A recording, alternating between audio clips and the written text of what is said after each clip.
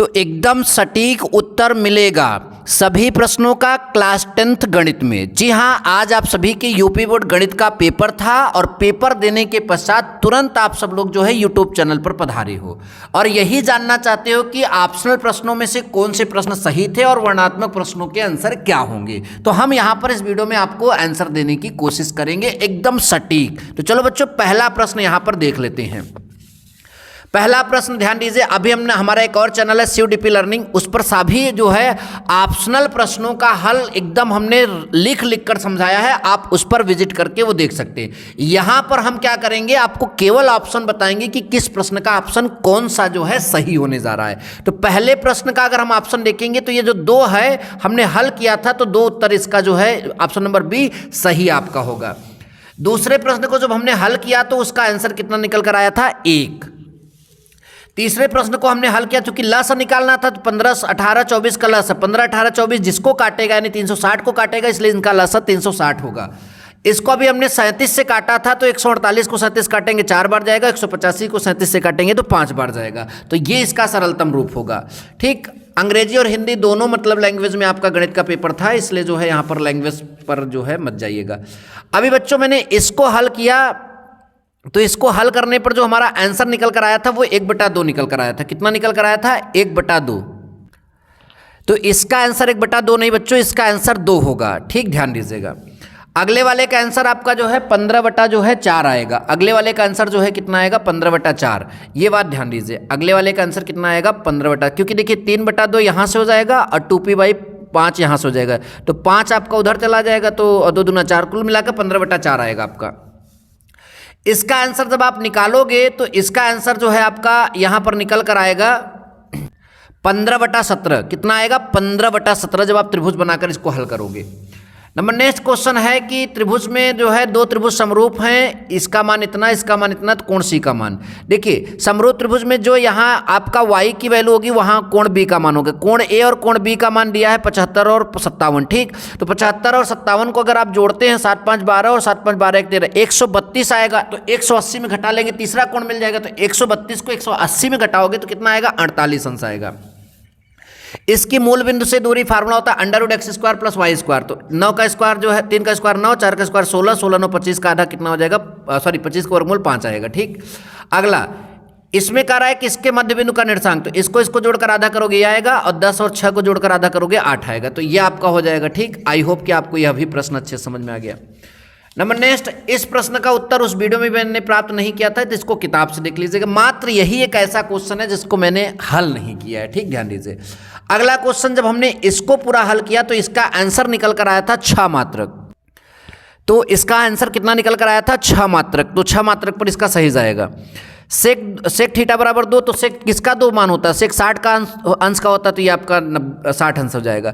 इसको सॉल्व करेंगे तो इसका उत्तर आएगा आपका sin² थीटा। ठीक, अच्छा बच्चों आगे देखते हैं अगला प्रश्न।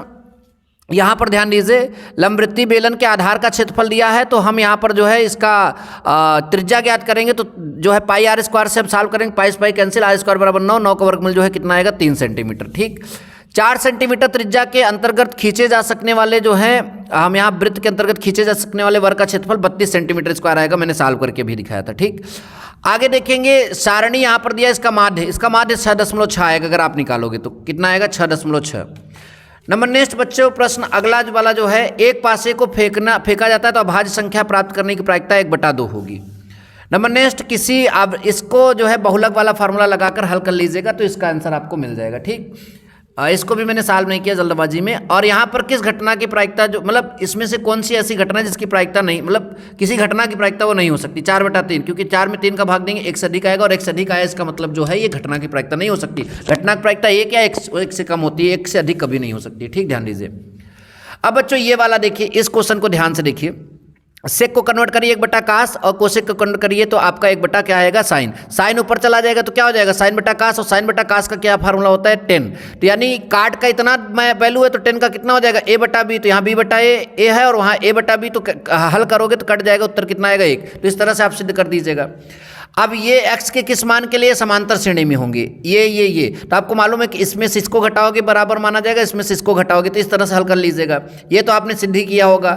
एक घन का आयतन 729 सेंटीमीटर क्यूब है, तो इसका संपूर्ण पृष्ठीय क्षेत्रफल ज्ञात कीजिए। तो 729 किसका घन होता है, 9 का घन होता है, तो यानी आपकी घन की भुजा जो है आपका a आया, ठीक। संपूर्ण पृष्ठीय क्षेत्रफल आपका 6a² होता है, तो 9 का स्क्वायर 81 और 81 में 6 का गुणा कर दोगे, जो आएगा आपका आंसर हो जाएगा, ठीक।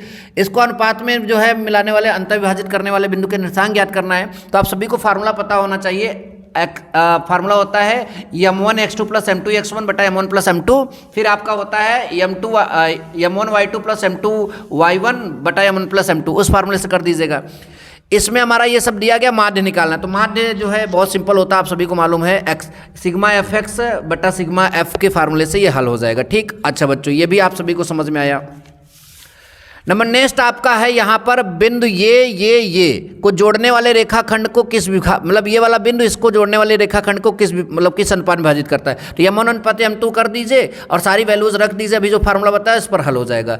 आगे लिखा है एक बिंदु ए से जो वृत्त के केंद्र से इतना दूरी पर है, यानी जो है वृत्त के केंद्र से उस बिंदु की दूरी दी गई है और वृत्त की स्पर्श रेखा की लंबाई दी गई है, ठीक। तो अगर हम यहाँ पर एक चित्र बनाएं तो यहाँ पर ये जो है वृत्त का केंद्र हो गया, उसकी दूरी जो है यहाँ से 7.5 सेंटीमीटर और ये स्पर्श रेखा की लंबाई जो 6 सेंटीमीटर। तो इसका वैल्यू हमको यहाँ पर क्या कर रहा है, पूछ रहा है। पाइथागोरस प्रमेय लगा दीजिए, आपका हल हो जाएगा, क्योंकि त्रिज्या स्पर्श रेखा पर लंब होती है। सिद्ध कीजिए कि त्रिभुज की दो भुजाओं को एक ही अनुपात में विभाजित करने वाली रेखा तीसरी भुजा के समांतर होती है। ये थेल्स प्रमेय का क्वेश्चन है, आपने सॉल्व किया होगा। दो अंकों की संख्या में अंकों का योग 12 है, तो अंकों इस तरह का तो आपने पढ़ रखा होगा, तो आपने लगाया जरूर होगा, और ये भी लगाया होगा, माध्यिका भी आपने लगाया होगा। तो बहुत ईजी प्रश्न इस बार दे दिया था, बहुत ईजी प्रश्न दे दिया था, ठीक। नंबर नेक्स्ट, यहाँ पर एक ठोस बेलन का आकार जो है ये, तो इसमें जो है संपूर्ण पृष्ठ का क्षेत्र एक चित्र बनाओगे, आपका ये क्वेश्चन हल हो जाएगा। क्योंकि थोड़ा लंबा है इसलिए यहाँ पर एक्सप्लेन करना थोड़ा मुश्किल है।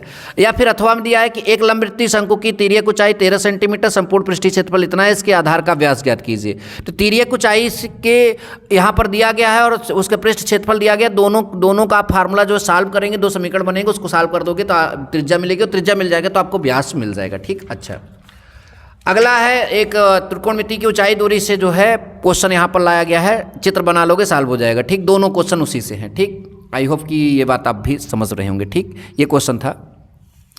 नेक्स्ट प्रश्न आपका जो है यहाँ पर जो है द्विघात समीकरण से दिया गया है, और ये भी इजी है वो भी इजी, चाहे जो आप किए होंगे, मुझे लगता है कि आपका दोनों प्रश्न का आंसर जो है सही गया होगा। और किसी भी अन्य मतलब पेपर के सोल्यूशन के लिए चैनल को सब्सक्राइब करके रखे रहिएगा। आपको हमारे चैनल पर सटीक प्रश्नों के सभी प्रश्नों के सटीक आंसर दिए जाते हैं, इसलिए चैनल को सब्सक्राइब करके जरूर रखे रहिएगा। मिलेंगे नेक्स्ट वीडियो में। Thank you so much. जय हिंद, वंदे मातरम। वीडियो को शेयर जरूर करिएगा। वंस अगेन जय हिंद, वंदे मातरम।